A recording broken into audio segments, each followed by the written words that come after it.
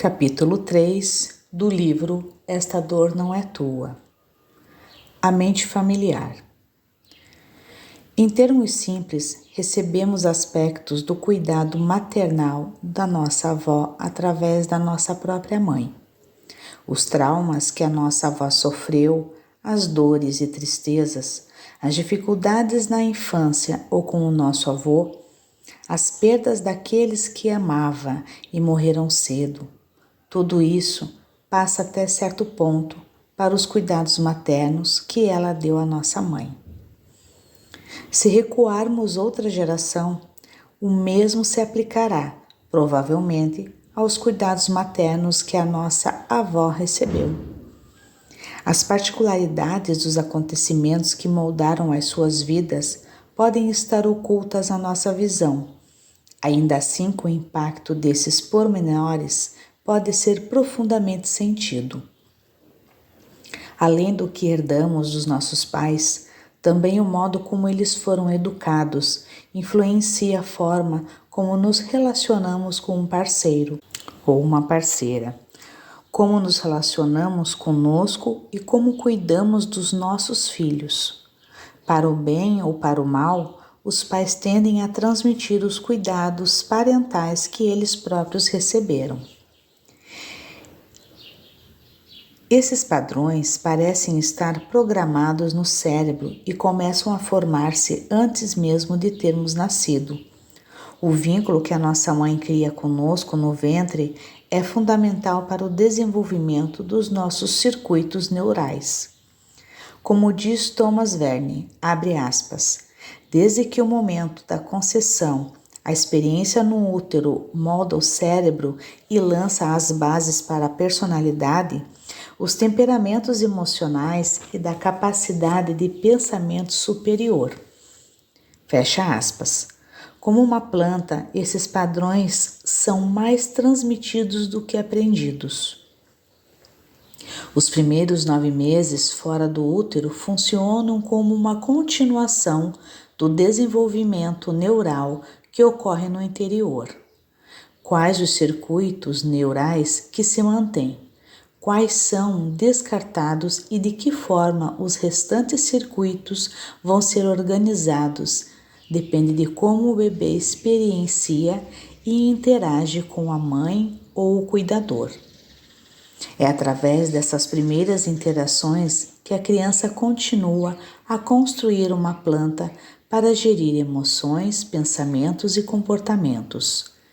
Quando uma mãe carrega traumas herdados ou sofreu uma quebra na ligação à sua própria mãe, isso pode afetar o laço terno que está a formar com o seu bebê, e é mais provável que esse laço seja interrompido.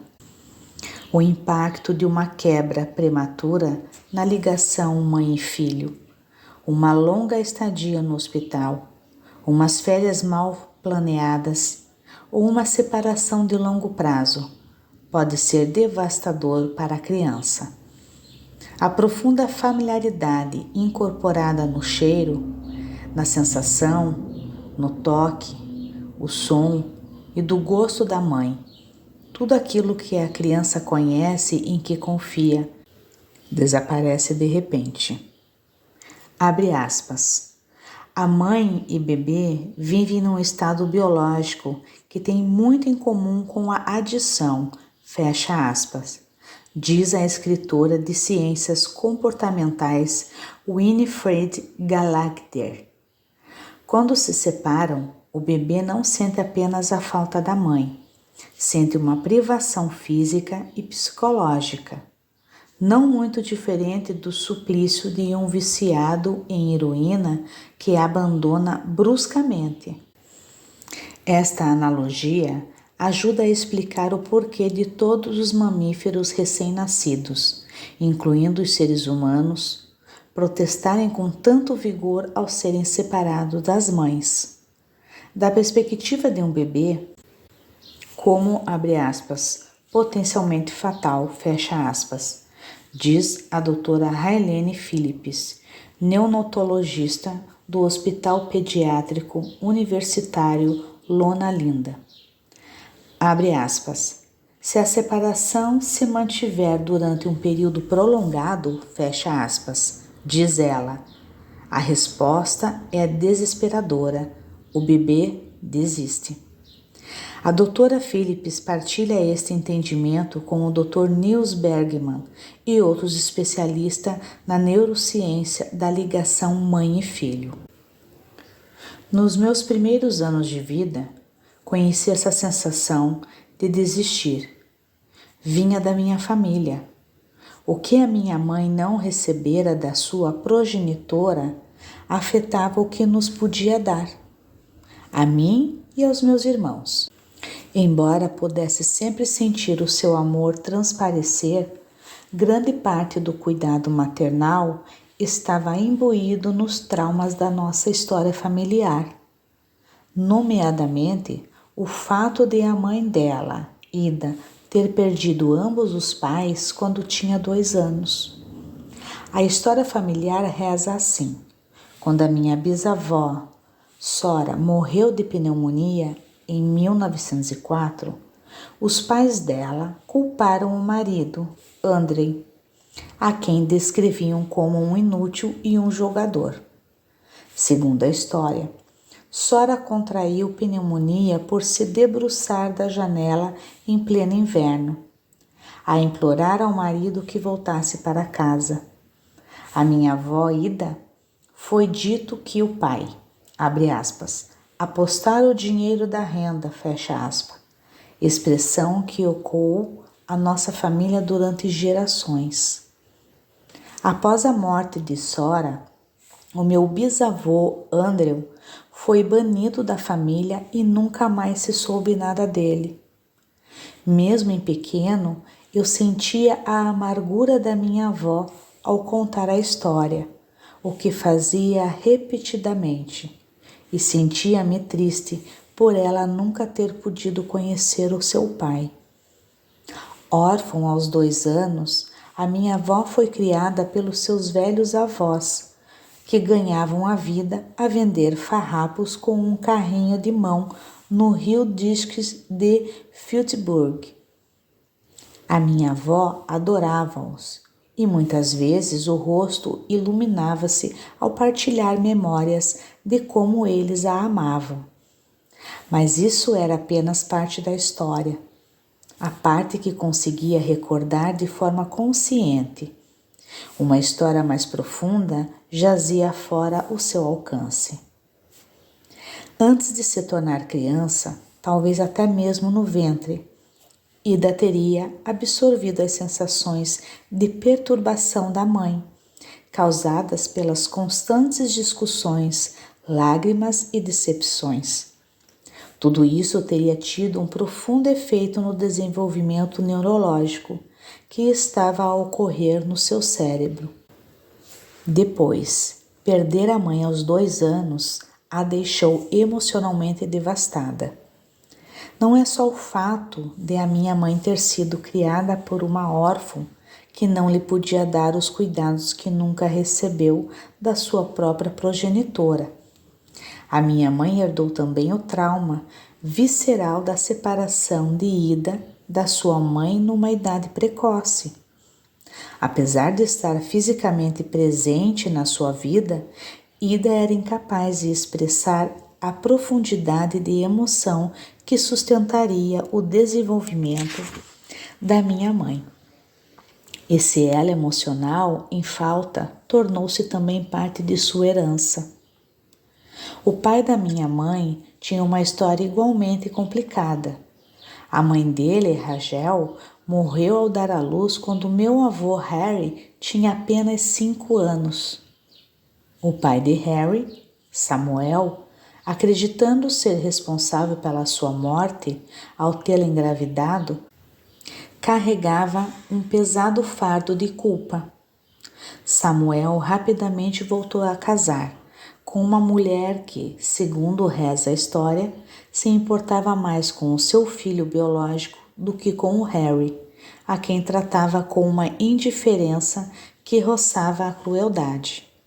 O meu avô raramente falava sobre a sua infância. O que dela sei veio da minha mãe. que contava histórias sobre como Harry quase morreu de fome quando era novo. Apanhava restos de lixo e comia folhas de dente de leão para sobreviver. Em pequeno, costumava imaginar o meu avô também criança, sentado sozinho numa berma, a morder um pedaço de pão velho ou arrancar carne estragada de um osso de frango.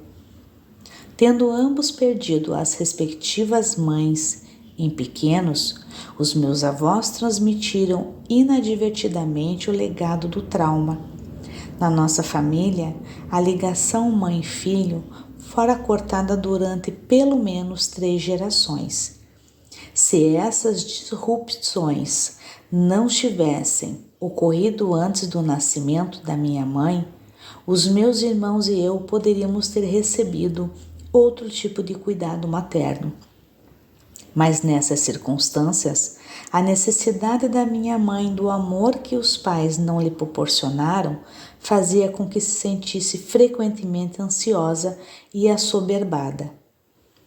Para acabar com o ciclo do trauma, herdado da minha família, em última análise, para a minha própria cura, dei-me conta de que precisava de sanar a minha relação com a minha mãe. Sabia que não podia alterar o que acontecera no passado, mas podia certamente mudar a nossa relação presente. A minha mãe herdara os padrões de estresse da sua, e eu também. Era comum agarrar-se ao peito e queixar-se de sentimentos de agitação no corpo. Compreendo agora que estava a reviver inconscientemente o medo e a solidão que atravessavam a nossa família, o terror de ser separada daquela de quem mais necessitava, a sua mãe. Lembro-me de, em que pequeno, teria talvez 5 ou 6 anos, me sentir tão aterrorizado quando a minha mãe saía de casa, que entrava no quarto dela, abria a gaveta dos lenços e das camisas de noite e enterrava o rosto nelas para poder analar o seu cheiro. Lembro-me perfeitamente da sensação de que nunca mais a voltaria a ver e de que seu cheiro seria tudo o que me restaria. Em adulto, partilhei essas memórias com a minha mãe, só para descobrir que ela fizera o mesmo. Enterrar o rosto nas roupas da mãe sempre que ela saía de casa. Tal como é demonstrado pela minha história, as interrupções precoces no vínculo entre mãe e filho podem ter origem muito antes da nossa concepção. Os efeitos podem permanecer no nosso inconsciente e viver o nosso corpo como memórias somáticas, que podem ser despertadas por acontecimentos evocativos de rejeição ou abandono. Quando isso acontece, podemos sentir-nos totalmente desincronizados de nós mesmos. Os nossos pensamentos podem tornar-se avassaladores e podemos sentir-nos assoberbados ou mesmo assustados, com as sensações que nos inundam o corpo. Por ser tão precoce, o trauma mantém-se muitas vezes escondido para lá da nossa consciência. Sabemos que há um problema, mas não conseguimos identificar ao certo a parte do que aconteceu. Em vez disso, supomos ser nós o problema, que no algo no nosso interior está, entre aspas, errado. No medo e na ansiedade, tentamos frequentemente controlar o nosso ambiente para nos sentirmos seguros. Isso acontece porque tínhamos tão pouco controle quando éramos pequenos e provavelmente não havia um lugar seguro para as intensas emoções que sentíamos. Se não alterarmos conscientemente o padrão, as feridas de ligação podem incurar durante gerações. A consciência familiar. A ideia de que herdamos e revivemos aspectos do trauma familiar serviu de tema a muitos dos livros do prestigiado psicoterapeuta alemão Bert Hellinger. Tendo estudado famílias durante mais de 50 anos, primeiro como sacerdote católico e mais tarde como terapeuta familiar e filósofo, Henniger ensina que partilhamos uma consciência familiar com os membros da nossa família biológica que nos precedem.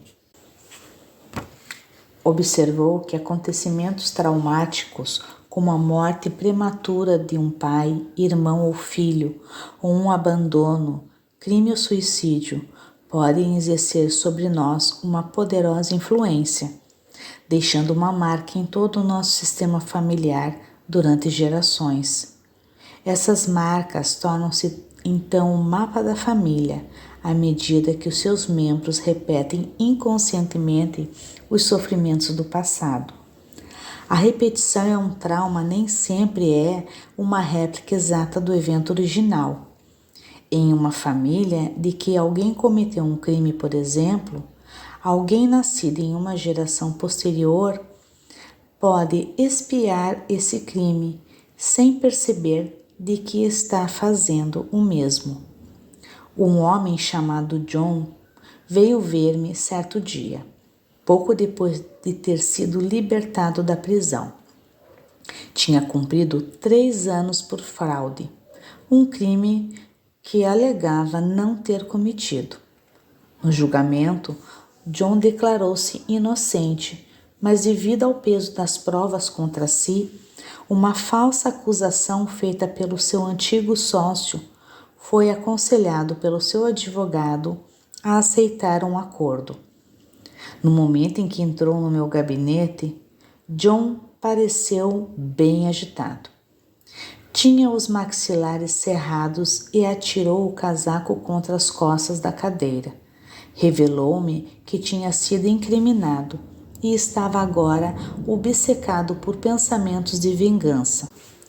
Ao discutirmos a sua situação familiar, veio à clareza que uma geração antes, nos anos 60 do século XX, o seu pai tinha sido acusado de assassinar o sócio, mas foi absolvido em tribunal devido a um pormenor técnico. Todos na família sabiam que o pai era culpado, mas nunca falavam sobre isso. Dada a minha experiência com traumas familiares herdados, não fiquei surpreendida ao saber que John tinha a mesma idade com o que o pai fora a julgamento. Fazia-se finalmente justiça, mas com a pessoa errada a pagar o preço. Henniger acredita que o mecanismo subjacente a essas repetições é a lealdade inconsciente e vê essa lealdade como a causa de muitos sofrimentos nas famílias, incapazes de identificar a fonte dos seus sintomas como pertencentemente a uma geração anterior. As pessoas presumem frequentemente que a fonte do problema é a sua própria experiência de vida, o que as deixa impotentes para encontrar uma solução. Henniger ensina que todos têm o mesmo direito de pertencer a um sistema familiar e que ninguém pode ser excluído, seja por que razão for. Isto inclui o avô alcoólico que deixou a nossa avó na miséria, dado como morto, cuja morte partiu o coração da nossa mãe e até o filho do vizinho que o nosso pai matou por acidente ao dar a ré no caminho de acesso. O tio criminoso, a meia-irmã mais velha da nossa mãe, o bebê que abortamos, todos eles pertencem à nossa família, e a lista continua. Até mesmo pessoas que normalmente não incluiríamos ao nosso sistema familiar têm de ser incluídas. Se alguém lesou, assassinou ou se aproveitou de um membro da nossa família, essa pessoa tem que ser incluída. De igual modo, se alguém da nossa família lesou, assassinou ou se aproveitou de alguém, também essa vítima terá de ser incluída no nosso sistema familiar. Também os parceiros anteriores dos nossos pais e avós têm lugar. Ao morrerem, partirem ou serem deixados, cria-se uma abertura que permite ao nosso pai, à nossa mãe, à nossa avó ou ao nosso avô entrar no sistema, acabando em última instância por permitir o nosso nascimento. Henniger observou que quando alguém é rejeitado ou deixado de fora do sistema familiar, essa pessoa pode ser representada por um membro posterior do sistema. O indivíduo posterior pode partilhar ou repetir o destino do indivíduo anterior, ao comportar-se de modo semelhante ou repetir algum aspecto do sofrimento do excluído. Por exemplo, o seu avô foi rejeitado pela família devido à bebida, ao jogo e às mulheres. É possível que um ou mais desses comportamentos venham a ser adotados por um dos seus descendentes. Desta forma, o sofrimento familiar prolonga-se para as gerações seguintes. A família de John, o homem assassinado pelo seu pai, fazia agora parte do seu sistema familiar. Ao ser incriminado pelo sócio, cumprir uma pena de prisão e alimentar pensamentos sanguinários de vingança, John estava inconscientemente a reviver aspectos da experiência do seu pai, ocorrida 40 anos antes. Ao estabelecer a ligação entre a experiência do pai e a sua, John pôde finalmente libertar os pensamentos obsessivos e seguir em frente. Dois destinos tinham sido intricamente ligados, como se ambos os homens partilhassem um só. Enquanto essa ligação permaneceu oculta, a liberdade emocional de John manteve-se limitada. Henniger salienta que cada um de nós tem que carregar o seu próprio destino, independentemente da severidade. Ninguém pode tentar assumir o destino de um pai, avô, irmão, tio ou tia, sem que daí resulte algum tipo de sofrimento. Henniger utiliza o termo enredeamento para descrever este tipo de sofrimento. Quando enradeados, carregamos de forma inconsciente os sentimentos, os sintomas, os comportamentos ou as dificuldades de um membro anterior do nosso sistema familiar, como se nos pertencessem. Até filhos nascidos dos mesmos pais, no mesmo lar, com uma educação idêntica, podem herdar traumas diferentes e viver destinos diversos. É provável, por exemplo, que o primogênito herde os assuntos por resolver do pai e que a primogênita herde os assuntos por resolver da mãe, ainda que nem sempre seja assim. Também, no inverso que se pode verificar. Os filhos mais novos da família tendem a carregar diferentes aspectos dos traumas dos pais ou elementos dos traumas dos avós. A primeira filha, por exemplo, pode casar com um homem emocionalmente indisponível e controlador, semelhante à percepção que tem do pai, e ao fazê-lo, partilha essa dinâmica com a mãe. Ao casar com um homem desligado e controlador, repete as experiências da mãe e junte-se a ela no seu descontentamento. A segunda filha pode herdar a raiva silenciosa da mãe. Deste modo, é afetada pelo mesmo trauma, mas carrega um aspecto diferente dele. Pode rejeitar o pai, enquanto a primeira filha não o faz.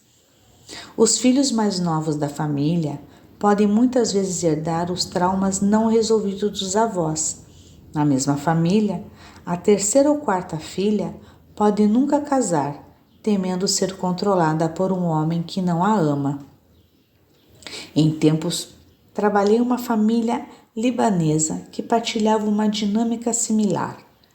Ao recuarmos uma geração, descobrimos que as avós libanesas tinham ambas sido dadas pelos pais como noivas, ainda crianças, uma aos 9 anos e a outra aos 12 anos de idade. ligadas à experiência dos avós e terem sido obrigadas a casar ainda crianças, duas das irmãs libanesas repetiram aspectos deste destino nas respectivas relações. Tal como as avós, uma delas casou com um homem muito mais velho, a outra nunca casou-se, queixando-se de que os homens eram nojentos e controladores, muito à semelhança do que a infeliz avó paterna deve ter sentido ao estar presa em um casamento sem amor. Com uma quebra de vínculo mãe e filho entre irmãos, cada filho pode expressar de forma diferente a sua desconexão com a mãe. Um pode tentar agradar a todos, temendo perder a ligação às pessoas se não for bom ou se levantar ondas. Outra, acreditando que a ligação nunca lhe pertenceu em primeiro lugar. Seu conflito interno é afastar as pessoas que lhe são próximas. Outro ainda, poder isolar-se e ter pouco contato com as pessoas. Verifiquei que, se vários irmãos tiverem quebras na ligação mãe e filho, será frequente expressarem raiva ou ciúme, ou sentirem-se desligados um dos outros. Por exemplo, um filho mais velho poderá guardar rancor ao que nasceu depois, entendendo que o filho mais novo recebeu amor que ele não recebeu.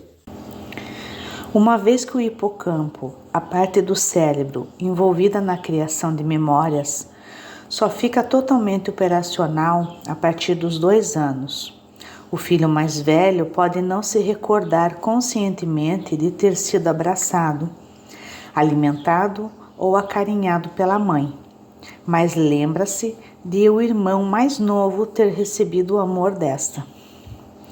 Em resposta, o filho mais velho, sentindo-se desprezado, pode, de forma inconsciente, culpar o irmão mais novo por ter aquilo que ele não recebeu. E depois, claro, alguns filhos que parecem não carregar qualquer trauma familiar. Para esses, é bem possível que se tenha estabelecido um vínculo bem-sucedido com a mãe e ou com o pai, o qual ajudou a imunizar a criança contra os enredamentos do passado. Mas se tem aberto uma janela temporal em que a mãe pode dar mais a um filho específico e não aos outros. Talvez a relação dos pais tenha melhorado. Talvez a mãe tenha sentido uma ligação especial com um dos filhos, não conseguindo, porém, ligar-se profundamente aos outros. Os filhos mais novos parecem muitas vezes, ainda que não sempre, sair-se um pouco melhor do que os primeiros filhos, ou filhos únicos, que parecem carregar uma parte maior dos assuntos inacabados da história familiar. Relativamente aos irmãos e ao trauma familiar herdado, não existem regras rigorosas a reger a forma como cada um é afetado. Muitas variáveis, além da ordem de nascimento e do gênero, porém influenciar as escolhas que os irmãos fazem e as vindas que levam, ainda que de fora possa parecer de um dos irmãos não foi atingido pelo trauma, enquanto o outro está sobrecarregado, a minha experiência clínica dá-me uma perspectiva diferente. A maioria das pessoas carrega pelo menos algum resíduo da sua história familiar. No entanto, muitos intangíveis entram também na equação e podem influenciar até que ponto os traumas familiares se mantêm profundamente entrincheirados. Esses intangíveis incluem a autoconsciência, a capacidade de autoapaziguamento e a vivência de uma poderosa experiência curativa interior. Imagens curativas e o nosso cérebro.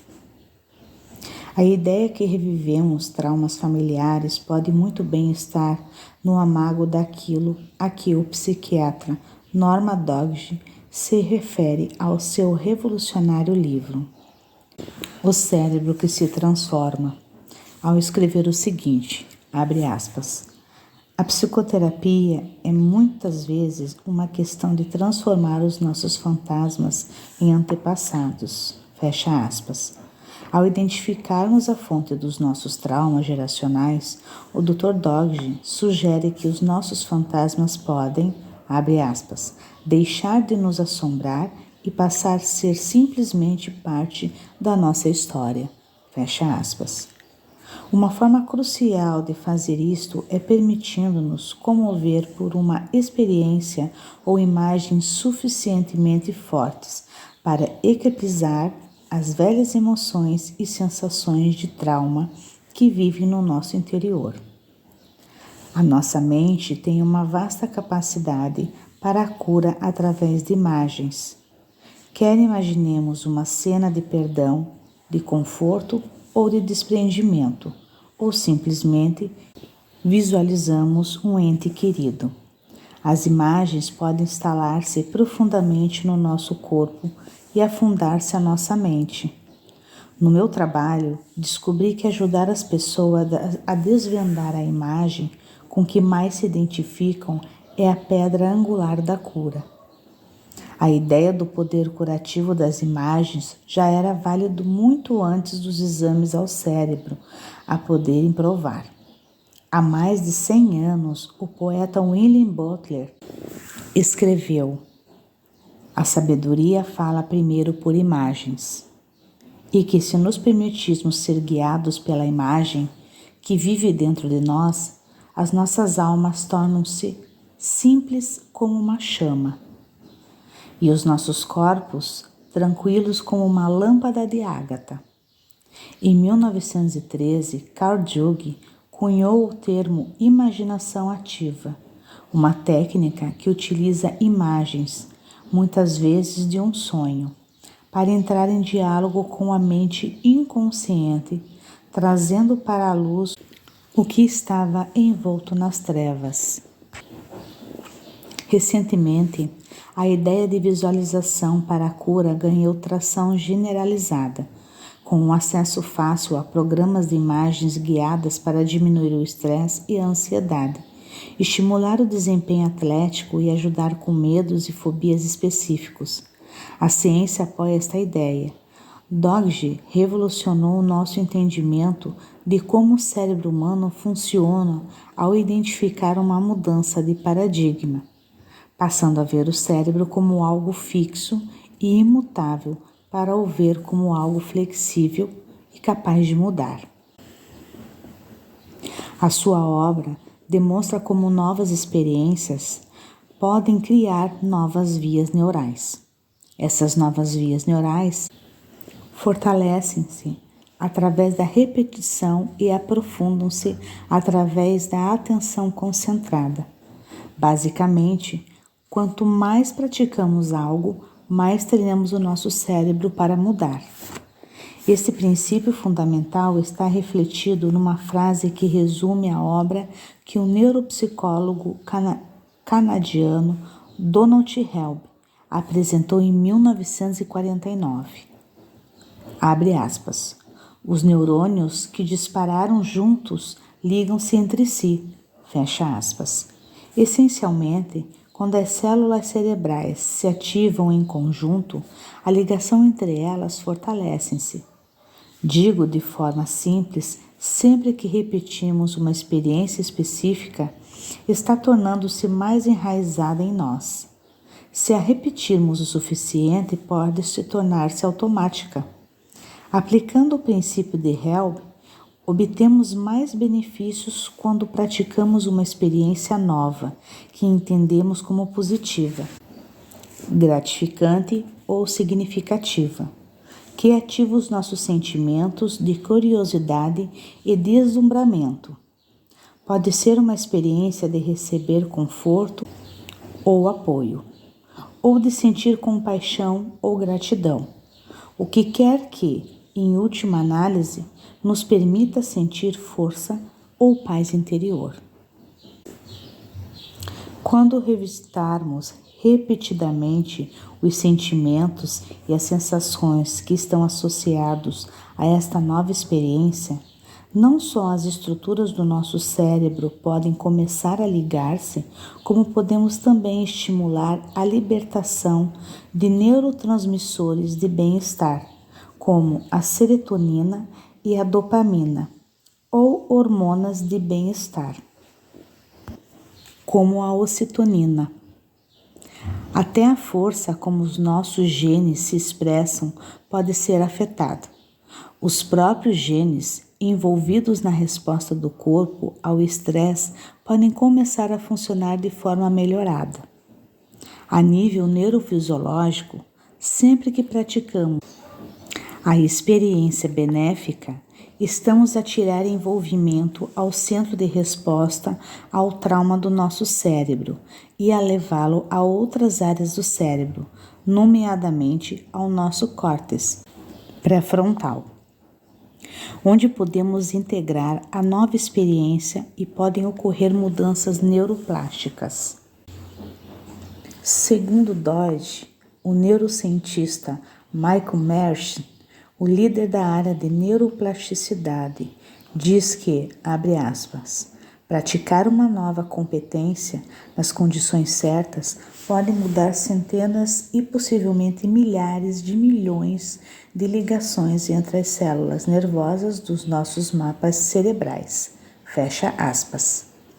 Uma vez estabelecido um novo mapa cerebral, novos pensamentos, sentimentos e comportamentos podem emergir de forma orgânica, expandindo o nosso repertório quando os velhos medos surgirem.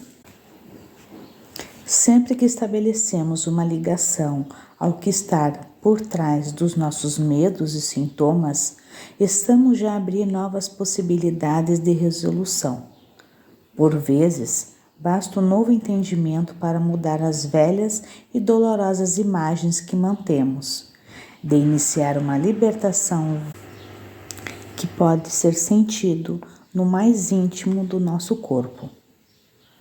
Em outros casos, estabelecer a ligação apenas aumenta o entendimento, mas é necessário mais para integrar plenamente o que aprendemos. Precisaremos de frases, rituais, práticas ou exercícios para nos ajudar a forjar uma nova imagem interior. A nova imagem pode nos preencher como um reservatório de calma, tornando-se uma referência interna e um ponto de paz a que podemos regressar uma a outra vez. Com novos pensamentos, novos sentimentos, novas sensações e um novo mapa cerebral enraizado, começamos a instaurar uma experiência interior de bem-estar e que vai passar a competir com as nossas antigas reações de trauma e o seu poder de nos desviar. Quanto mais viajamos pelas vias neurais e viscerais do nosso novo mapa cerebral, mais nos identificamos com os bons sentimentos que acompanham esse mapa. Com o tempo, os bons sentimentos vão se tornando familiares e começamos a confiar na nossa capacidade de regressar à terra firme, mesmo quando os nossos alicerces foram temporariamente abalados. Doide nos diz que podemos transformar os nossos cérebros através da mera imaginação, ao simplesmente fecharmos os olhos e visualizarmos uma atividade. O nosso córtex visual primário ilumina-se, como se estivéssemos efetivamente a realizar a ação. Exames ao cérebro demonstram que muitos dos mesmos neurônios e regiões cerebrais se ativam, quer estejamos a imaginar um evento, quer estejamos a vivenciá-lo. 2. Descreve a visualização como um processo que utiliza tanto a imaginação como a memória. Diz que, abre aspas, Visualizar, recordar ou imaginar experiências agradáveis ativa muito dos mesmos circuitos sensoriais, motores, emocionais e cognitivos, disparados durante a verdadeira experiência agradável. Fecha aspas. Abre aspas. A imaginação é o início da criação. Fecha aspas. Descreveu o dramaturgo George Bernard Shaw em 1921, muito antes de a neuroplasticidade sequer considerada uma possibilidade. Shaw expôs o princípio: tornamos possível aquilo que imaginamos. Imagens curativas e os nossos genes. Abre aspas.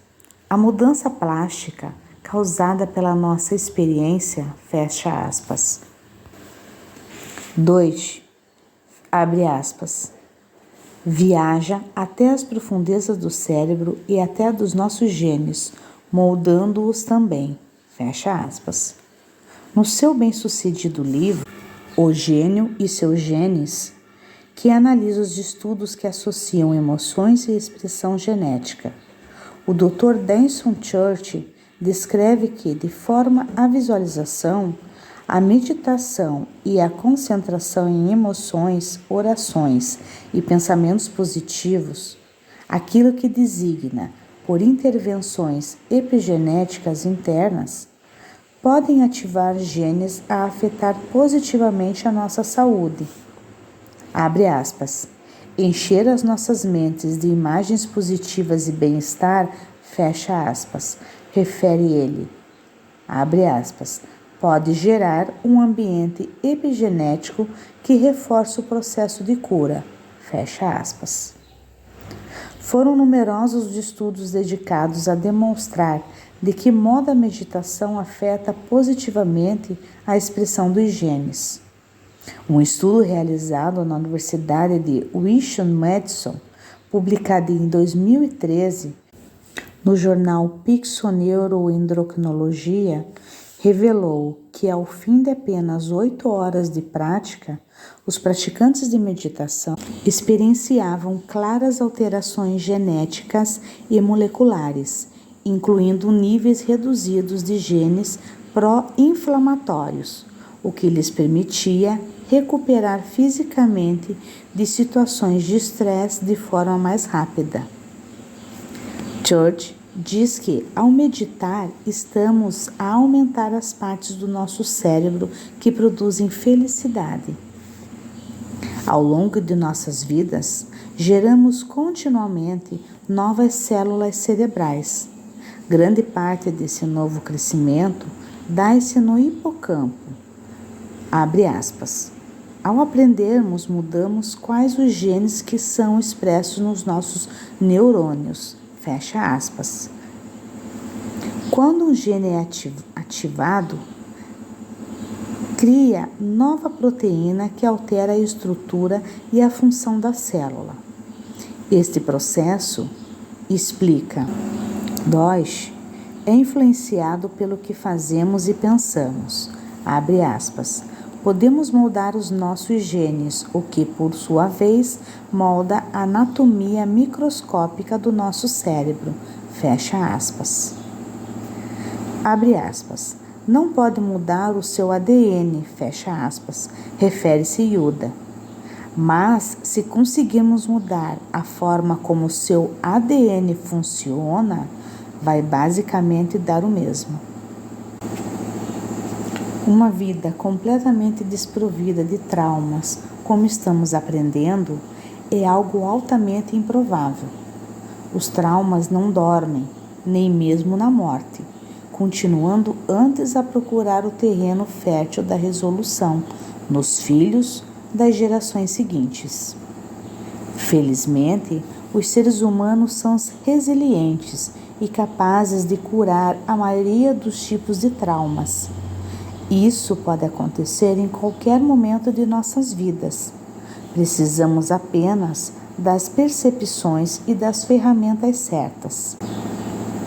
Mais adiante, Partilharei as práticas que foram fundamentais no meu trabalho com os meus clientes, para que tenham uma experiência em primeira mão de como curar os traumas que possam fazer parte da sua herança familiar.